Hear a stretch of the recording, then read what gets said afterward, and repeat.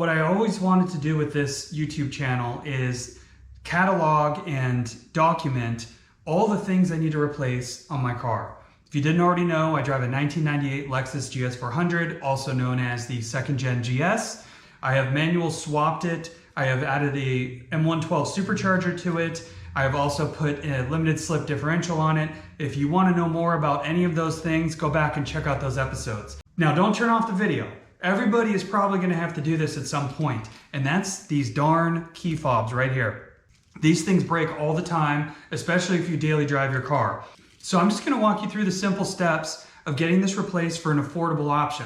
We're going to take the guts out of this. We're going to put it into a $6 made in China version, and we're going to see how it fits. There's lots of options. Some are high quality and some are not. This is the cheapest replacement key fob shell that I could find, and we're going to see how it works. You can also do the switchblade style, but finding those in high quality options are pretty tough for an affordable price. You're probably looking at around $70 to $100 US on a high quality switchblade flip style key. These, you can also get them at the dealer, but they're going to be a fortune. I believe at the dealer, these are going to run you somewhere around $60 US. I've got a $6 option for you off Amazon. I'll throw the link in the video description. Hopefully it's worthy of putting that link in the video description, and it's not an affiliate link or anything. I don't get any kickbacks from it.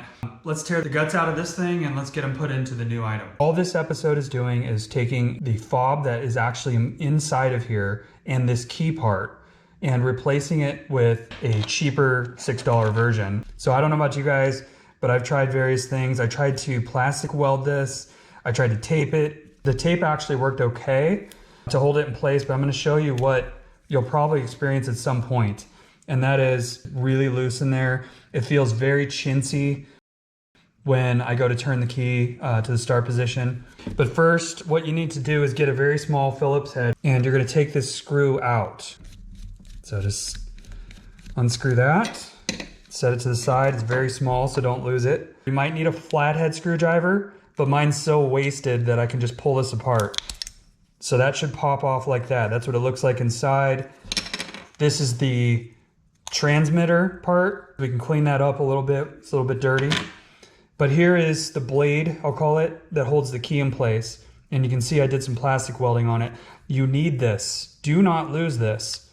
Okay? So right there is what you need. And you can see what happened to this guy. It is just thrashed. This $6 kit that I'm going to show you in a second comes with all the hardware you need, including a screwdriver. And this is how my roughly $6 item arrived. It has this little brace thing for that key. It has a new screw, it has a screwdriver even, and of course it has the shell itself. I have not opened this yet. Compare it to your existing one, make sure that the fitment looks good. This one here, we're gonna have to pry apart. It comes apart once you pull on it. Just don't break it. If you ever need to replace the battery in this, you've got two Phillips head screws right here. My battery's good, so I'm not going to deal with that right now. So I heard that with some of the reviews that these were really tight fitting, which I like. So that snapped in real nice. So then you're going to take your key, and I believe you're going to push it through this until... Oh yeah, that's going to hold so much better. Okay. Oh, that fits nice, guys. I like it. Okay, so that fits really well. And then this thing.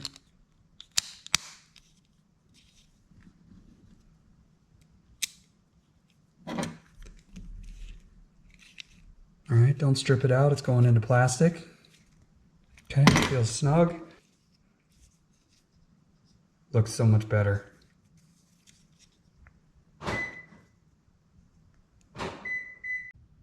There you have it, guys. A simple but effective replacement key fob.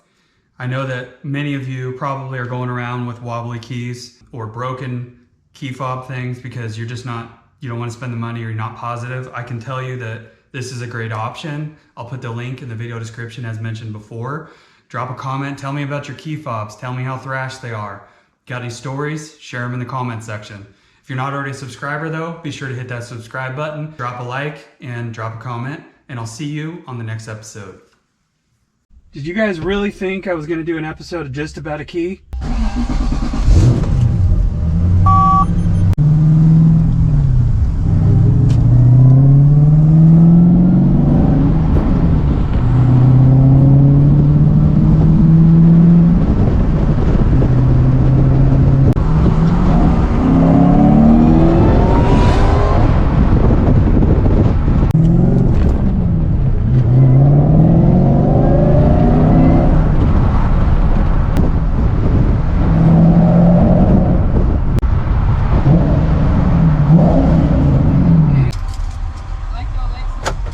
Thank you. Appreciate it. What's wrong? It's old. It's old? 98. I like cars a lot. Most of the old ones. That's nice. Thank you. I appreciate it. I try to keep it nice, but it can be tough around here. People are crazy. Thank you. You have a good one. You too. Thank you.